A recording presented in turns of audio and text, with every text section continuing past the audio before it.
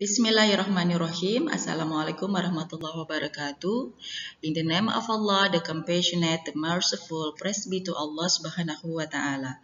That we would be very grateful to be gathered here in the discussions of pembahasan dan soal bahasa Inggris SBMPTN dan UTBK tahun 2020. Okay, let's continue the discussions about seputar tes potensi skolastik SBMPTN dan UTBK. For the percentage divided by 4, the first one is TPS Penalaran Umum or PU. The second one is TPS Pemahaman Bacaan or PB. The third one TPS Pengetahuan Pemahaman Umum atau PU. Dalam hal ini, di dalamnya ada materi bahasa Inggris. The fourth one is TPS Pengetahuan Kuantitatif atau PK. For this explanation, kalian bisa tanya pembahasan atau penjelasan ini pada guru TPA.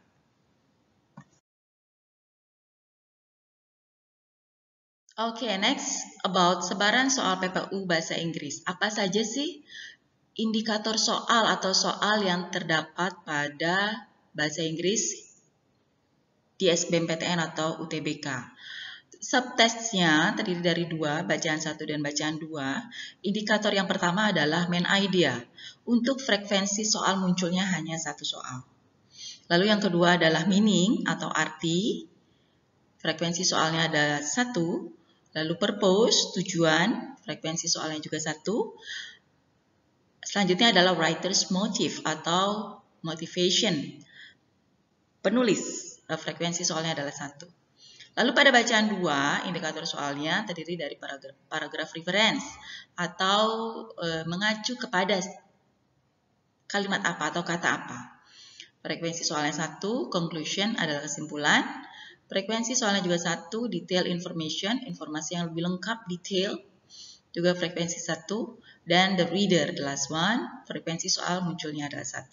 Sehingga jumlah soalnya ada 8.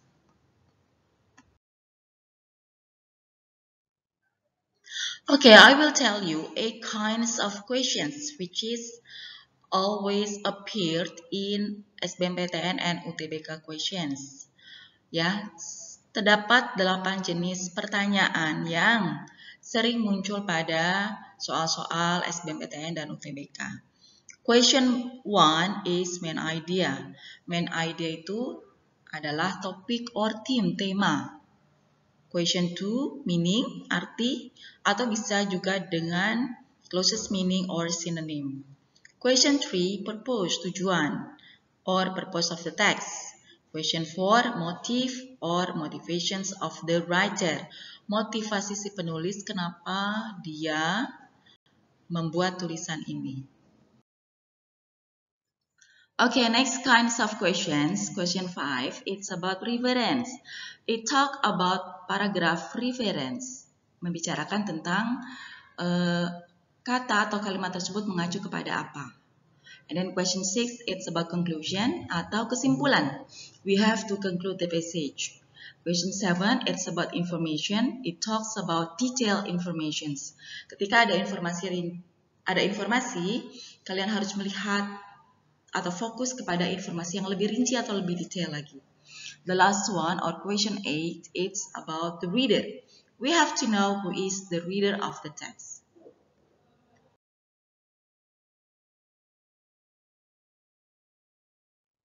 Oke, sekarang kita masuk kepada indikator soal 1, or question 1, that is topic or theme or main idea. Nah, kita harus bisa membedakan antara topik dengan main idea. Number 1, topic is the general subject of a text or paragraph. Topik itu merupakan tema umum dari sebuah bacaan atau paragraf. Cirinya, bentuknya sederhana, ditulis dalam satu kata atau frase. Nah, itu adalah topik. Sedangkan main idea is a complete sentence and includes topic and what the author wants to say about it.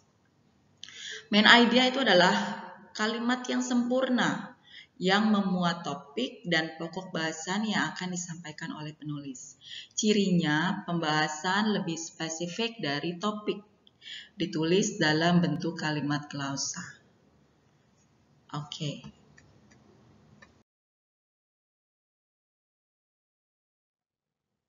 Okay, next. Questions about main idea, topic, or theme atau tema, dan pikiran utama. Di bawah ini ada beberapa pertanyaan yang mewakili mengenai pertanyaan main idea, topik, tema, atau menanyakan pokok pikiran utama. I think it's the same. Okay, the first one is the main topic of the passage is, berarti di sini menanyakan pokok pikiran utama atau topiknya. And then in the text above, the writer deals with the topic on which of the following best states the topic of this text? Or with the question, what is the text mainly talking about? It's asking me an idea. What does the passage mainly discuss? It's also asking about main idea. The author is mainly concerned about. The passage is primarily concerned with. The passage mainly deals with. What is the text about? The whole text tells us about. The text describes. What is the subject of this passage? The main information of the text is about. The theme of the passage would most likely be. Which the following theme is mainly discussed in this passage. Jadi contoh dari pertanyaan-pertanyaan ini berkaitan dengan main idea, topik, theme, atau tema. Jadi tidak harus menggunakan kalimat what is the main idea of the text. Nah, itu menanyakan pokok pikiran utama. Dengan menanyakan atau dengan kalimat the passage mainly deals with, itu sudah menanyakan pokok pikiran utama. Okay, let's discuss about how to find main idea. Ini masuk ke indikator soal 1. Bagaimana cara menentukan atau mencari main idea. Contohnya pada short reading, ya. Clue-nya main idea, main information, mainly discusses. Topic, text or passage or paragraph. Apakah pertanyaannya pada teks, passage atau paragraph? Bla bla bla about. Or text, passage, paragraph, or describes. Tipsnya, cara mencari main idea bisa kalian lihat pada teks atau wacananya, kata atau frase yang diapit tanda petik atau kutip. Nanti kita bisa lihat contoh soalnya. Oke, itu yang pertama tipsnya. Yang kedua, pada urutan. Contohnya 1, 2, 3, first, second, third, ABC, or pointer, etc. Atau bisa juga ketika mencari main idea pada kalimat pertanyaan. Atau bisa juga jawabannya pada dua hal yang kontradiktif. For example, positive, negative, good, bad, advantage, disadvantage, benefit, loss, etc.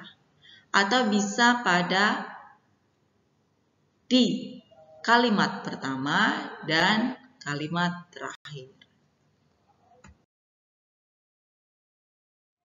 Okay, these are an example in short reading how to find main idea.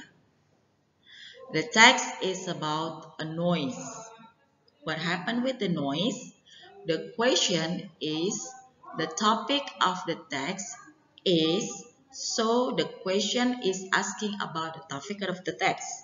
Berarti pertanyaannya menanyakan tentang topik dari teks ini. Ya, seperti penjelasan sebelumnya, kalau topik itu jawabannya hanya a simple one. Yang mudah. Sekarang kita lihat. So you don't have to translate or read the text. Dengan tips yang sudah diberikan, kalian bisa lihat ternyata jawabannya ada pada kata yang diapit petik atau kutip. Pada teks di sini, noise pollution termasuk kata yang diapit atau dipetik atau dikutip. So, the answer is noise pollution. You got it? Next example in short reading, how to find main idea. It's about earthquakes atau gempa bumi. Ya, let's see. Kita lihat how to find the answers of or from the question. The topic of the paragraph is bagaimana sih cara mencari? Nah, ini adalah salah satu tipsnya. Dari soal the topic of the paragraph is. Itu dari kalimat pertanyaan. Sekarang kita lihat di sini.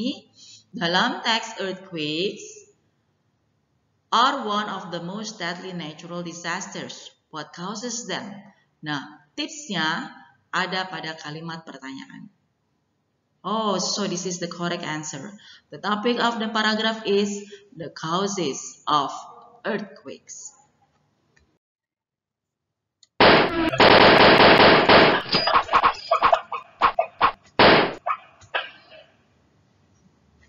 Okay, next.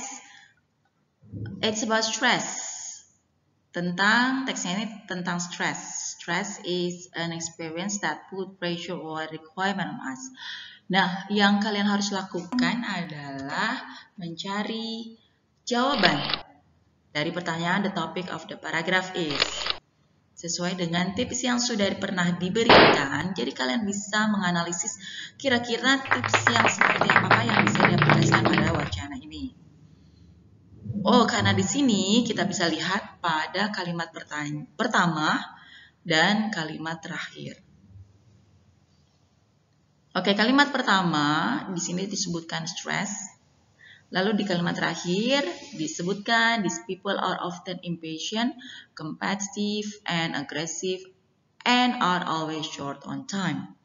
Orang-orang ini sering menjadi tidak sabaran, kompetitif, dan agresif, dan selalu pendek usia. Ini adalah dampak atau efek dari stres. Sehingga jawaban yang benar ada pada poin C, the effect of stress on people.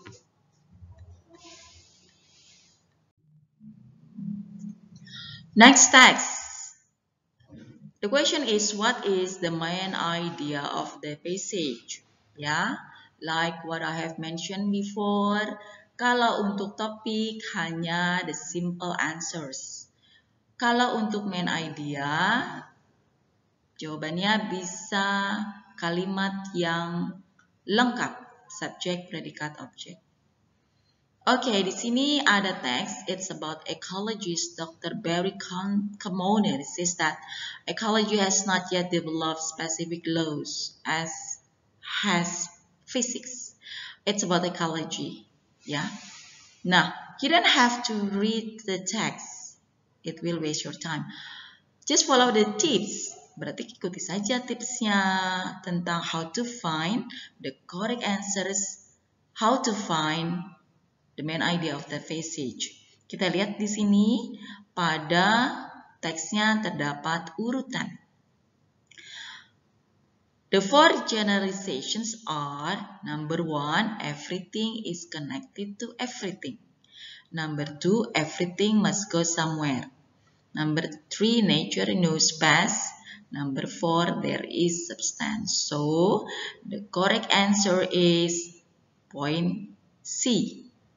The four generalizations resulting from ecological research on ecosystems. Okay, next text, it's about saliva. How to find the answers from the question. The topic of the paragraph is, okay, we can see from the text, dog saliva may have some beneficial factors, but a dog mouth can also hold bacteria that can cause infections in humans. Yeah, so there is benefit and also the bad effect of a dog mouth. Nah, seperti yang sudah pernah disebutkan, how to find the answers, di sini ternyata pada dua hal yang kontradiktif. The beneficial or benefit artinya keuntungan, that is the good one, itu hal yang bagus. And then the second one, the contrary atau kebalikannya, a dog mouth can also hold bacteria. Terdapat bakteri that can cause infections in human. That is the bad side. So the correct answer is E, the good and bad properties of dog saliva. Okay, I think this is the end of our discussions. Please do the exercises below and don't forget to follow the tips. Okay, we will continue about the discussion indikator soal 2 for next sessions. Okay, I think that's enough for today. Thank you for your attention. Assalamualaikum warahmatullahi wabarakatuh.